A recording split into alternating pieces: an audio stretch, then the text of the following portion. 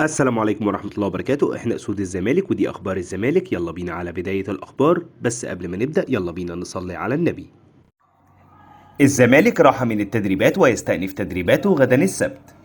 تقارير إعلامية: الزمالك حصل على توقيع عبد الرحمن شيكا لاعب طلائع الجيش لمدة 4 مواسم مقبلة، ويتبقى فقط الاتفاق مع إدارة ناديه على المقابل المادي.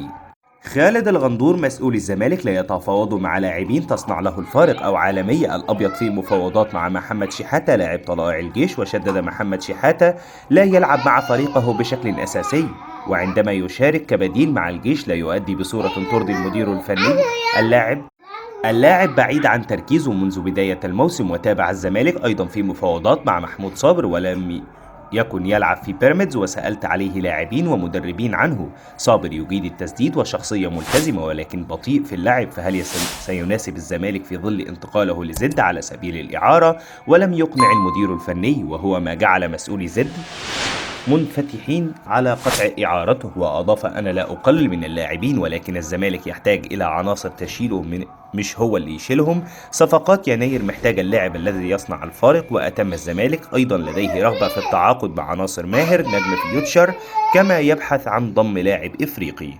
خالد الغندور: بعد أسبوع من الآن سيقوم الزمالك بالإعلان عن انتهاء أزمة إيقاف القيد، وتحديدا قبل انطلاق بطولة كأس الأمم الإفريقية.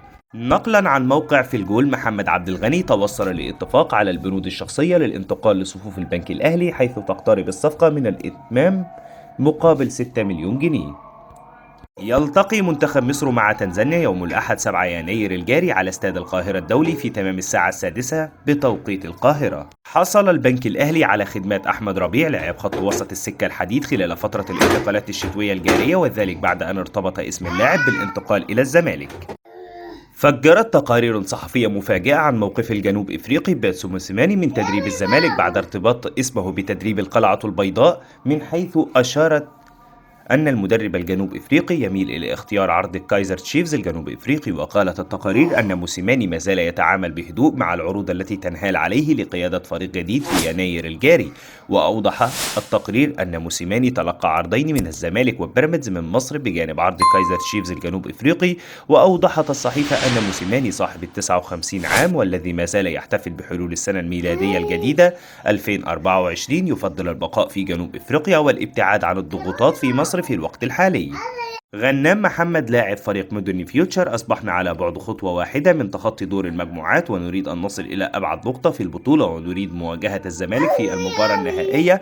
وتابع: مواجهات الزمالك والأهلي صعبة للغاية، يملكان جمهور ولاعبين على أعلى مستوى، لذلك لا أرى فارق. وعن عدم انضمامه لمنتخب مصر: أحترم وجهة نظر المدير الفني، وسوف أعمل بشكل أكبر وأكثر اجتهادا من أجل الانضمام خلال الفترة القادمة. إبراهيم سعيد: أنا مش فاهم دور طارق السيد إيه في الزمالك أو منصبه إيه وبأي صفة بينزل الصورة دي وبيتكلم بلسان شيكابالا.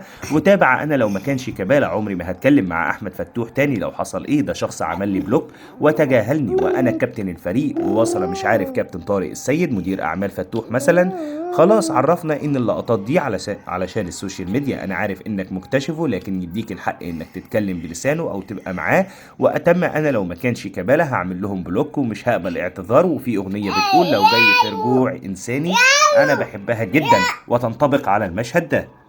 إبراهيم سعيد: اللي عمله أحمد حسن ده أمر غير مقبول، ده فاتح برنامجه علشان يعمل مشاكل بين أبناء جيله. ووصل: يعني أنت جايب الجيل بتاعنا يخبط في بعض على الهوا في برنامجك. في الفترة الأخيرة أحمد حسن عمال يستضيف لعيبة وبيخليهم يوقعوا في بعض.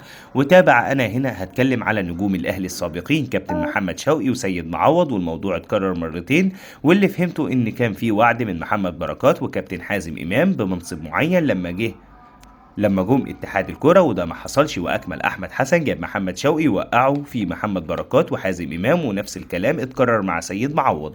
واضاف: انا برضو الوم كابتن حازم امام ومحمد بركات، كانوا قعدوا معاهم قعدة والموضوع كان خلص واتحل، لكن اللي استنتجته ان محدش رد على اتصالاتهم ولا رسائلهم، ويمكن ده سبب الازمة الحقيقية. وشدد: بقول لاحمد حسن عيب لما تجيب الجيل بتاعنا يخبط في بعضه على الهوا،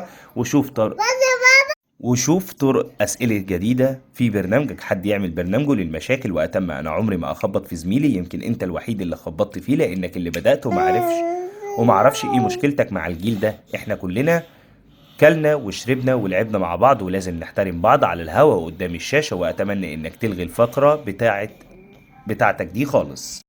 أحمد شوبير سألت على موضوع انضمام عبد الله السعيد لقائمة منتخب مصر الأولية ثم استبعاده، وتابع ما حدث إنه بعد مباراة السوبر وخروج إمام عاشور بدأوا يتساءلوا هل اللاعب سليم أم لا، ولم يعرفوا كيف يصلوا لإمام عاشور، ولذلك قرر ضم عبد الله السعيد. وتدخل عضو في اتحاد الكرة لا ينتمي للأهلي قال له أنا من سأجد إمام عاشور، وفيتوريا قال له سأضم عبد الله السعيد، ووصل عضو اتحاد الكرة قال له اصبر وأنا سأأتي باللاعب، واتصل بالكهرباء الذي قال لا تقلقوا أنا سأأتي بإمام عاشور واعتبروه موجود، لكن كان فيتوريا على وشك ضم السعيد، واختتم كهرباء كان له الدور الأكبر في انضمام إمام عاشور، ليس لشيء ولكن لأن المسؤولين لم يعرفوا كيف يصلون للاعب حتى تدخل كهرباء. أحمد شوبير قصة الانتقالات في الأهلي هي الشغل الشاغل لدى الجميع، وأضاف كل يوم أقول إن ملف عمر كمال عبد الواحد انتهى مع اللاعب نفسه، وفي اللمسات الأخيرة لإقناع صلاح محسن للانضمام في يناير إلى مودرن فيوتشر. وتابع صلاح محسن ليس عنده مشكلة في مودرن فيوتشر لكنه يريد أن يرحل نهائيا من الأهلي لكي يشارك، لكن القصة مع مودرن في طريقها للنهاية، واختتم أسوأ الفروض له. لو الموضوع لم ينتهي اللاعب سيشارك بداية الموسم المقبل، لكن الموضوع انتهى وشبه محسوم. هاني حتحوت مصدر بالزمالك أكد لنا أنهم حصلوا على توقيع 7 لاعبين تمهيدا للتفاوض مع أنديتهم وضمهم للفارس الأبيض، وأردف أهم اللاعبين الذي حصل الزمالك على توقيعهم هم البلعوطي حارس إنبي، ومحمد شحاتة لاعب الجيش، وأيضا سيف الخشاب قلب دفاع فريق إنبي.